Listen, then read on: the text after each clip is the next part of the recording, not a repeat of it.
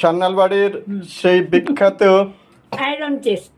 হ্যাঁ, আমার দাদুরা এটা ব্যবহার করতেন। এটা কিভাবে একটু দেখাবেন পেছে? দাদুর বাবা এই যে এটা বিরাট বড় তালা। এইটাকে তুলে দিলে ওখানে আরেকটা চাবি, এটাকে সরিয়ে দিলে ওখানে আরেকটা চাবি, তিনটে চাবি দিয়ে। এখন তো আর কেউ খুলতে পারে না কেউ এটা। খুলেই না তো, চাবিও নাই, খুলেও না। এর ভিতরে কি মণিমুক্তাও নাই? কিচ্ছু নাই। আর এই মূর্তিটা কে তৈরি করেছে? এটা দাদা তৈরি করেছে। অসম্ভব সুন্দর মূর্তি তৈরি হয়েছে। দাদা তৈরি। তো হাতটা একটু ভেঙে গেছে মাটির। এখানে রেখে দিয়েছি। আমি জোড়া লাগিয়ে।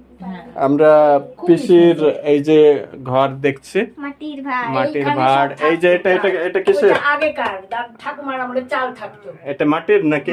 মাটির। এই যে পোড়া মাটির, এই যে পোড়া মাটির সব ওই। আর এই যে একটা এটা পয়সা রাখার।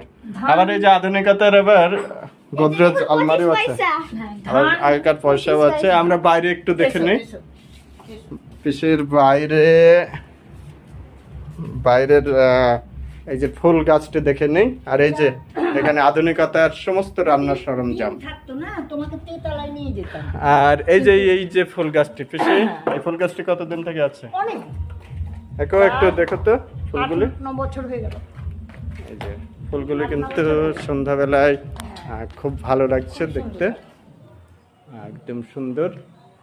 এই বাড়িটা এলে যেটা সব থেকে মনে হয়, এই বাড়িটার মধ্যে আধুনিকতাও আছে আবার প্রাচীনতাও আছে, দুইয়ের সংমিশ্রণে এই বাড়ি দেখতে ভালো লাগে। আবার এই যে গাছগুলো দেখুন, আমার ওখান দিয়ে উঠলো একটা সিঁড়ি এখান দিয়ে। আর অনেক সব ভ্যারাইটিস বাড়ি আপনাদের ভবিষ্যতে আবার দেখাবো। দেখতে থাকুন এই পর্যন্ত।